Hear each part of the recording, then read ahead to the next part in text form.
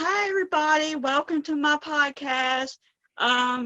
Today I have Sara Arms, and she's going to talk about her journey with Turner syndrome and things like that. So I'm going to ask her some questions, and so let's get into it. So first off, I kind of introduced you, so can you introduce yourself? How and when were you diagnosed with Turner syndrome? Are you classic or mosaic? Sure. Well, thank you. Thank you so much for having me on. I was diagnosed when I was 13. So I was one of the large percentage of Turner syndrome patients who wasn't diagnosed until later on.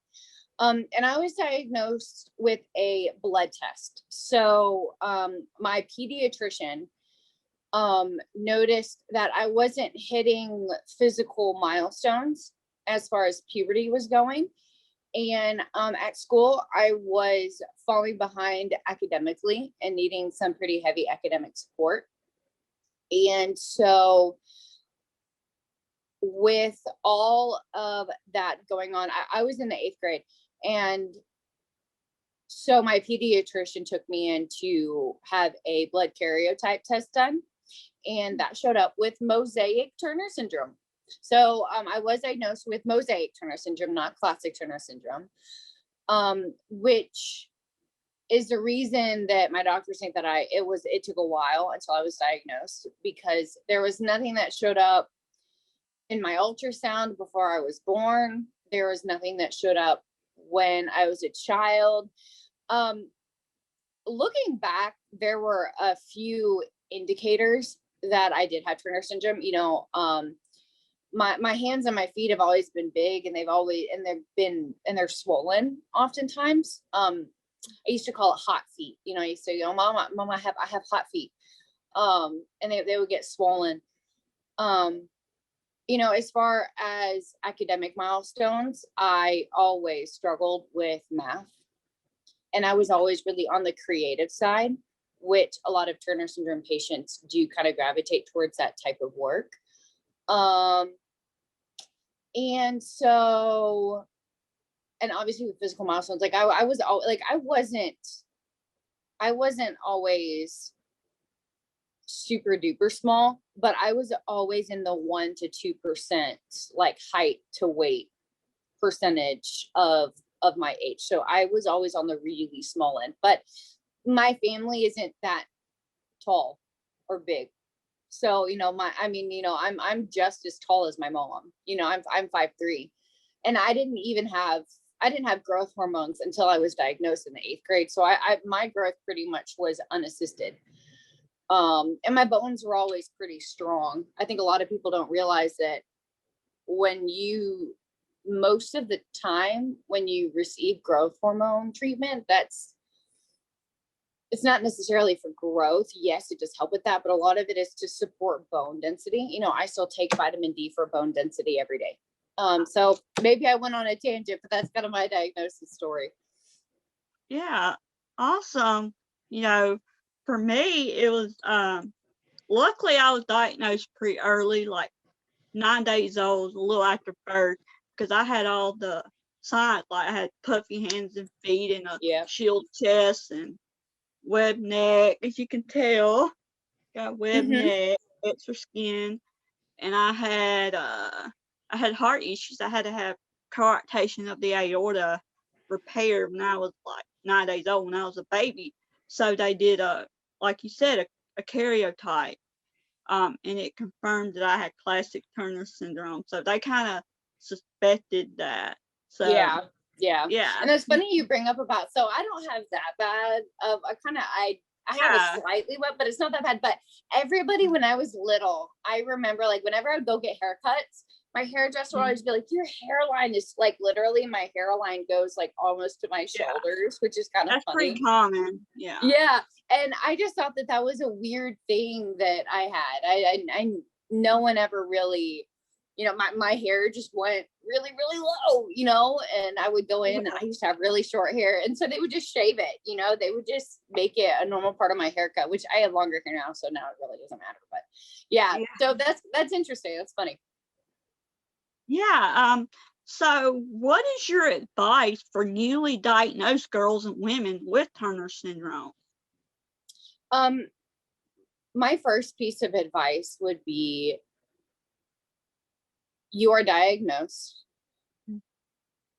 My first step would be to get a medical team that supports you, that is willing to learn with you, and that is willing to pursue any and all symptoms. I've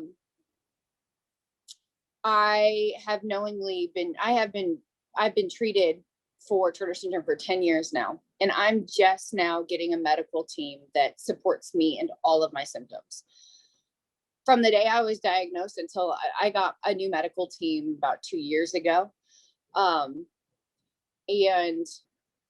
a lot of the health issues that I have today and a lot of the symptoms I have today could have easily been investigated by my past medical team, and they weren't. And I lived with those symptoms for years, for years. And one, I didn't have to. And two, there could have been earlier intervention for things that now are issues. The number one thing being fertility. Yeah, that's a big thing about Yeah, Turner because syndrome. I got most of the support for everything that I needed, but the real thing that suffered was that, you know, I compensated for myself academically, with, and all the symptoms that weren't listened to were my hormonal symptoms. They were never thoroughly investigated. So my thing is, you know, for girls with Turner syndrome, listen to your body and your symptoms, because there were things that I thought were just normal people things happening to my body that weren't normal people things that should have been investigated. So look for things that you might not even understand are symptoms, but that, you know, they are, you know. And for caretakers of patients with Turner syndrome, I would just say that you're doing a good job. Yeah. I would say that the more support you have from other parents and other teachers, the easier it's going to be on you. I know that my parents primarily did this alone. They did a great job, and I'm very thankful for all that they did for me. I think that they would have been a lot more confident in the decisions that they made for me if they had a support team behind them. And so do not be afraid. Like, I have parents reach out to me over my social media and ask me for advice all the time. So we have the world at our fingertips. And there is nothing wrong with reaching out and getting support. And it can be scary because a lot of these treatments happen when you're young. So you are giving your children growth hormone shots. You are telling your child that you know, they may or may not have to have these procedures in their life, and that is scary. But you aren't alone. Like, my parents would love to give advice to anybody, and I would love to give advice. So that's my advice. You're not alone. You're not alone. Yeah. That's great advice. So, why is self-advocacy so important to you when it comes to TS? I would say there are two parts to self-advocacy that I regularly go back to. That is advocating for yourself medically, making sure that your doctors are treating you how you think that you need to be treated. Well, not necessarily you think you need to be treated, but the biggest part of self-advocacy is getting a support system that's emotional for you and also medically. So that's the two parts to this, emotionally and also medically, that is willing to learn and grow with you. I'm learning new things about my diagnosis weekly. And it is really important to make sure that you are listening to yourself and validating your own experience, and also making sure that your medical team and those around you are also supporting your growth in your diagnosis. You know, I was talking to somebody over Instagram who she was afraid to talk to her brother about her diagnosis. Her brother didn't have her diagnosis, and he began to make some kind of inappropriate or at least comments that she wasn't comfortable addressing as far as her diagnosis, because he didn't know about her diagnosis. And I was like, you know, that's kind of a big thing. So advocating for yourself and telling those who you are comfortable. What I told her is, when people are aware of your diagnosis, when you advocate for yourself on an emotional and personal level, when you advocate for yourself, it's hard to talk to people about your diagnosis, especially because it kind of deals with things that are really, really personal. And especially if you're a patient like myself, like if I didn't tell anybody, nobody would know. I function, I am a neurotypical patient. Primary, you know, so it's, no one really had to know, but the people that I did tell, it was so much easier when I did advocate for myself and tell people what my situation was, because conversations became a lot easier, especially as I get older and people are like, oh, you know, people expect you to do normal adult things, and sometimes that's just not, you're like, no, I need that this is a different path for me, you know, especially when it comes to you know, now that I'm older, the majority of my issues are hormonal, and my ovaries were taken out when I was 13. So obviously there's no chance of me ever having children. Before my fiance and I ever started dating, I told him that, and he went in knowing that was just not an option. That wasn't up for negotiation, and his family knew very, very early on. And so whenever we have conversations about it, the way that they talk about it is a very constructive to being excited about our life together and using, you know, alternative methods to having a family, like adoption. And they're, you know, like they're super excited about that. And so the more that people know, and the more you advocate for yourself, the easier it'll be for you to navigate life, because people won't make ignorant comments. And also, especially with doctors, if when you advocate for yourself, they will be more likely to learn about your diagnosis. So I had elevated liver enzyme levels, and I ended up having to do my own research for this. But apparently that is a vast majority of adult Turner syndrome patients, is the fact that they have liver abnormalities. And that is not something that I had ever seen before. And I had spent a long time researching my diagnosis. But there was one study that said, like, it was like 98 or 99% of Turner syndrome patients have liver abnormalities. So now everybody I talk to, their Turner syndrome patient, knows that they should probably get that tested every time they go to the doctor, every time they see their specialist. So the more you surround yourself with that, the more people educate.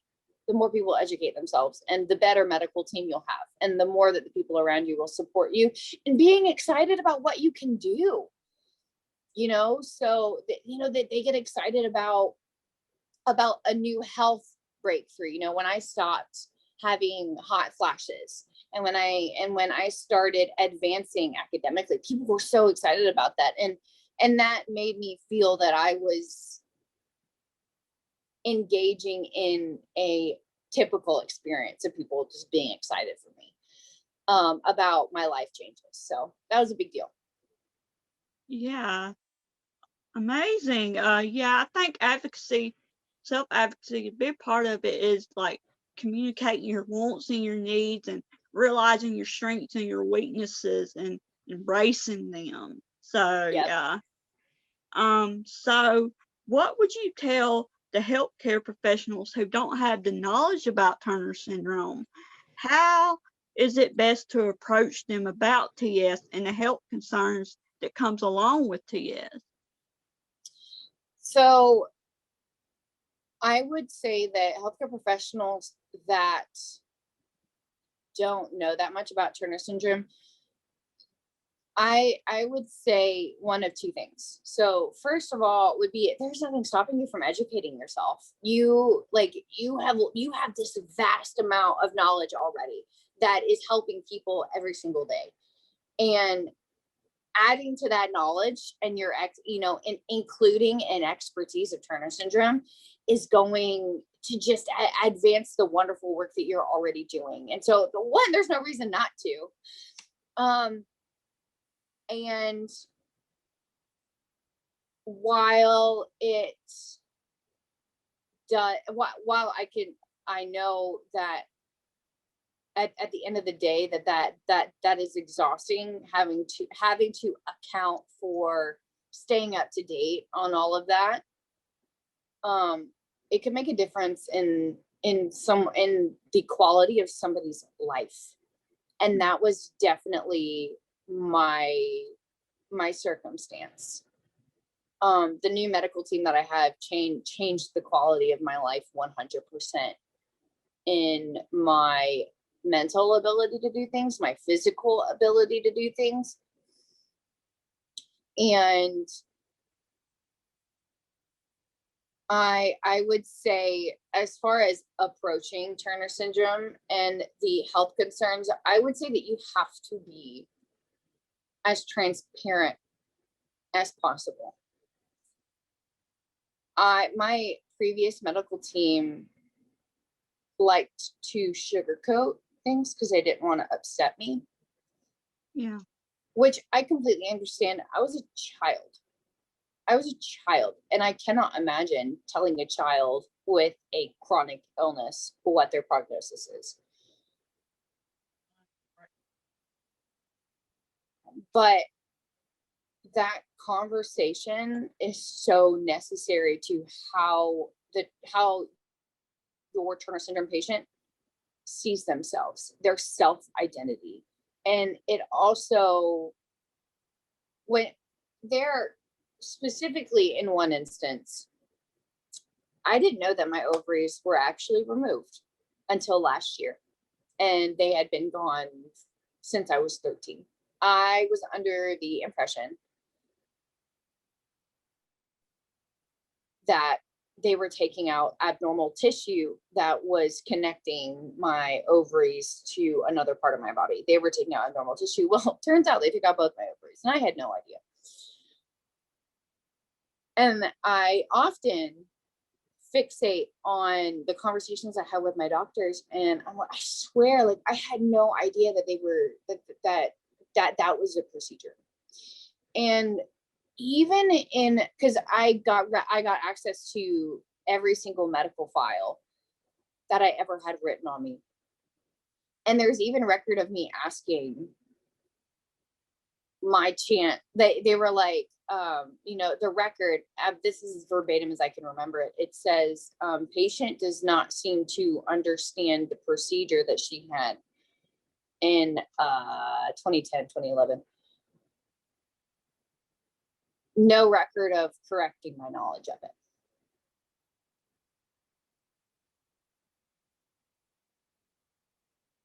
That is way more damaging than an awkward conversation. That is way more damaging than an awkward and hard conversation. And there are things that I do that are part of my job that I don't like to do. There are things in every job that are necessities that you don't necessarily want to do. And I just want to hone in on how important transparency is, especially because the majority of the time you're dealing with children. And I cannot imagine how hard that is. But it is so important to be transparent and to make sure the patient understands every single thing that is happening with their body. Because I had health issues and symptoms for 12 years before we actually figured out what was going on. Yeah. Into adulthood.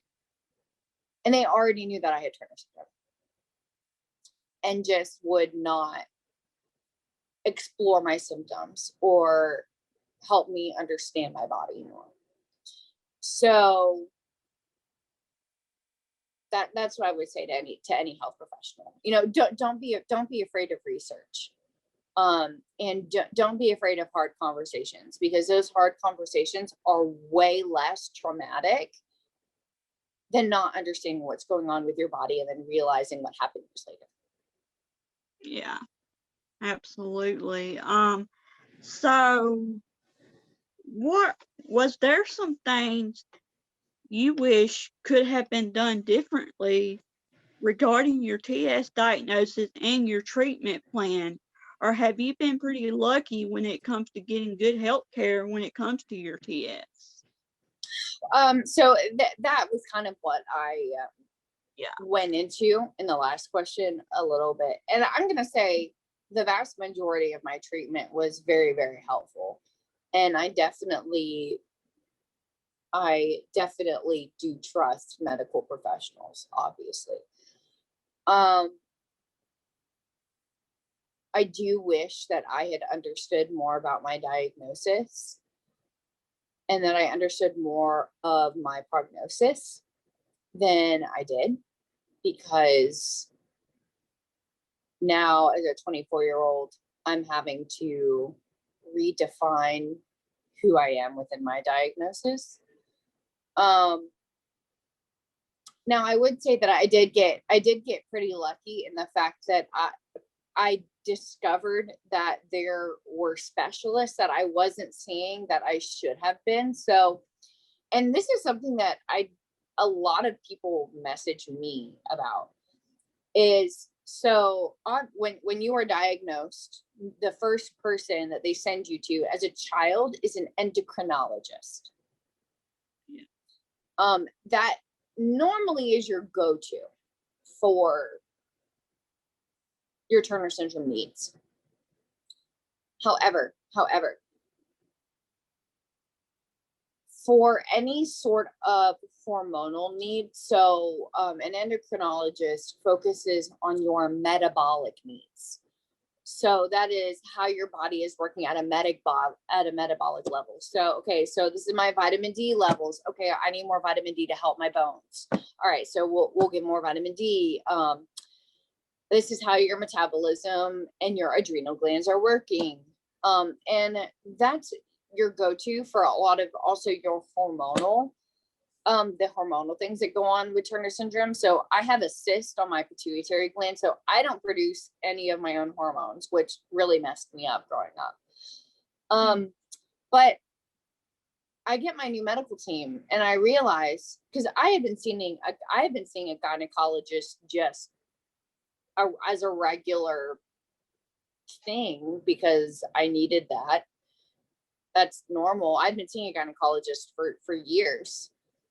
But then when I got my new medical team, they were like, oh, you should have been seeing a gynecologist for all of your hormonal stuff, because endocrinologists don't deal with hormonal stuff.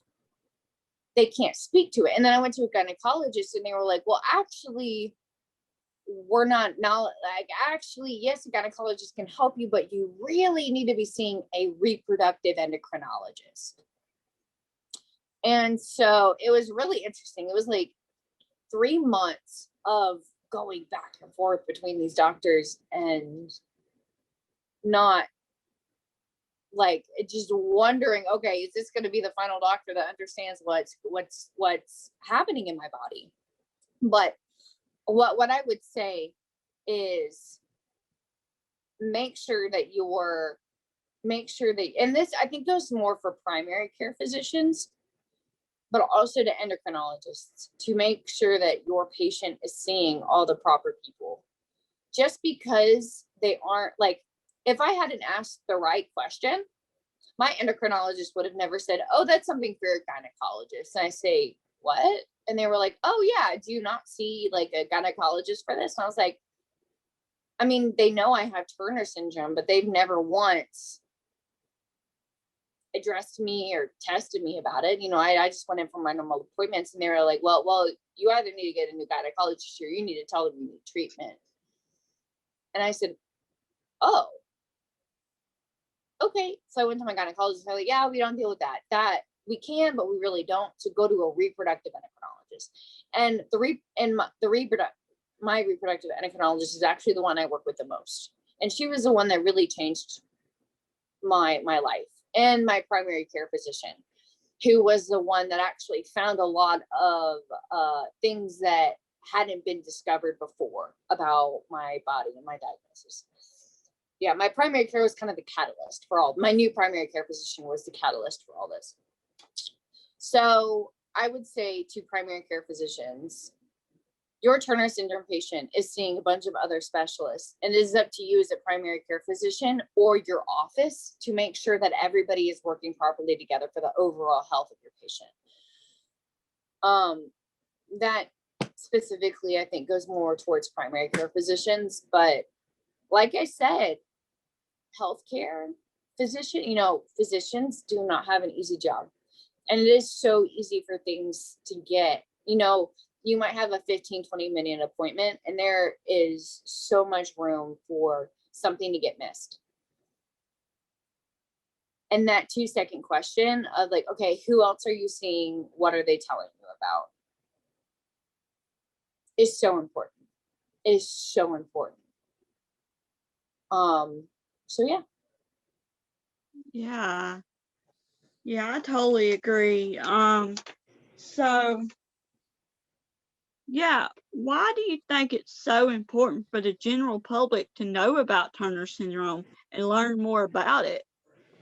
I think neurodiversity and biodiversity are extremely important in this age where we are knowing so much more about how our bodies work, about how the minds work, how, when you look at treatments for different medical or physical deficits, even up to like the 80s or 90s, when you're talking about medical accommodations, when you're talking about academic accommodations, there have been so many amazing advances, ones that patients with Turner syndrome really, really benefit from. And so I think the general public needs to be aware of Turner syndrome and its implications, because the more that people are aware of it, the more funding, honestly, is put behind these advances. And that is a general, like, okay, advances in neurodiversity training in school. That not only helps Turner syndrome patients, that helps a lot of other people that may or may not have undiagnosed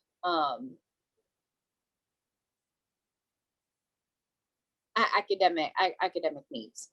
So Turner syndrome, awareness of Turner syndrome, I believe, is really important on a general level, so that these advances continue to happen, and that they happen with a very specific mindset of needing to increase adaptability medically, exploring all options for treatment, physically, and making sure you're accommodating for biodiversity, as far as general public, when you're talking about making sure that everything is ADA accessible, when you're making sure that you are advocating, Turner syndrome patients often have hearing loss. So I have hearing aids, but subtitles are extremely important. And I think social media does a good job of just putting, they do a very decent job of neurodiversity, and the fact that they put, you can put closed captions on just about anything, and the internet will just pop them right up for you. For me, I work in the theater and the video industry, and so, and it was actually one of my jobs before COVID happened. It was actually one of my jobs. So I was a house manager for a professional theater. So I worked for a theater, and I would go in and I would say, okay, this needs to be ADA accessible. These are where the ADA accessible seats are going. I made sure that we had hearing devices, like remote hearing devices that were plugged, that patched directly to microphones that the actors wore on stage. In college, I actually coordinated ASL interpreters and coordinate specific shows that anybody who is part of the neuro and biodiverse community could be able to comfortably attend. And that was probably one of the most rewarding things that I've ever done, is coordinating that. And so I would say that awareness is so important for the general public, because when the general public understands what these neurodiverse and biodiverse people need, the easier they can accommodate for them. The best quote I've ever seen on this is, a disability exists in comparison to the society that that person lives in. It is a disability is a reflection. So, for example, somebody who is who is wheelchair bound, their accessibility to the world is determined by the society that they live in, as far as how that society allows them to live a full life of being able to access anything that they need, from groceries, entertainment, housing. So disability exists purely within the society's limits of it. So the more people know about Turner syndrome and neuro and biodiversity,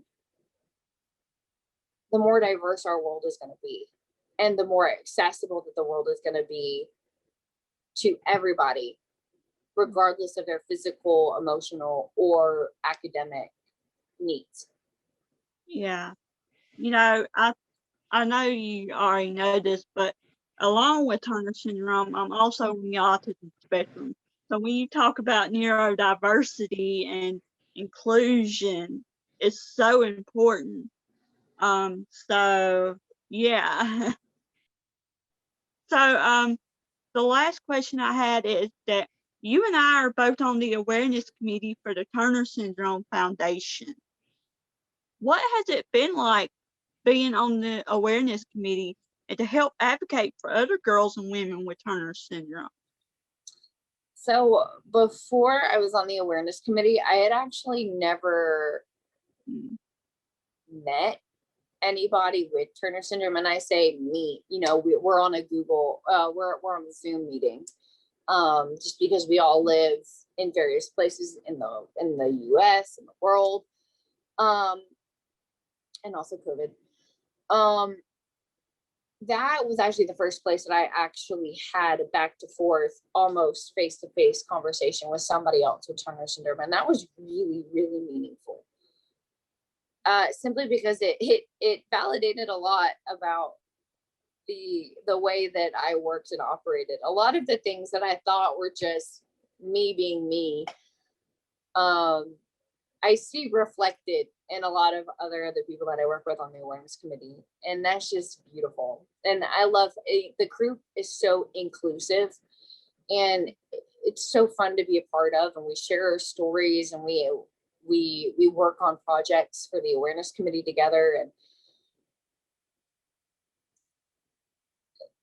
the ability to use my experience to tell other people, to give other people ideas about how to care for themselves and also care for their loved ones with Turner syndrome is invaluable. I cannot tell you how many questions I've answered related to through the awareness committee, how many questions I've answered, or how much, the info that I put, how many people comment on the info, through the Turner Syndrome Foundation that we create on the awareness committee. It's like, oh my God, I had no idea, or oh my God, this is so beautiful. Or, I'm going to show this to my little girl with Turner syndrome so she knows, this is what you can be when you grow up. This is what you can look forward to. That's invaluable. That is invaluable. Being on the awareness committee has really helped me put a a voice and a face to what Turner syndrome patients need. Because in talking to everybody in the group and getting everybody's experiences and putting it on a visible platform through the awareness committee, you know, on the website, on our social media, you know, maybe if I was older and I had the resources myself, or if my parents had those resources, you know, I wonder how different my treatments or my experience with medical professionals. I wonder how different that would have been if I had those resources. And then also helps me learn more about myself, because, you know, other people are giving articles and information, and they're telling their stories, and because every person's Turner syndrome experience is different as far as what they experience physically, mentally, emotionally. It has helped me learn so much about other people and about myself, and about how important it is that people, especially medical professionals, know about Turner syndrome because of how impactful their treatment can be. Yeah, that's incredible. Well, thank you, Sarah, for doing this and being on my podcast and sharing your journey and experiences. I appreciate it. Well, thank you for having me. It is so good to see you, Cassidy. And thank you. Yeah, you're welcome. All right. You have a good one. You too. Bye. Bye.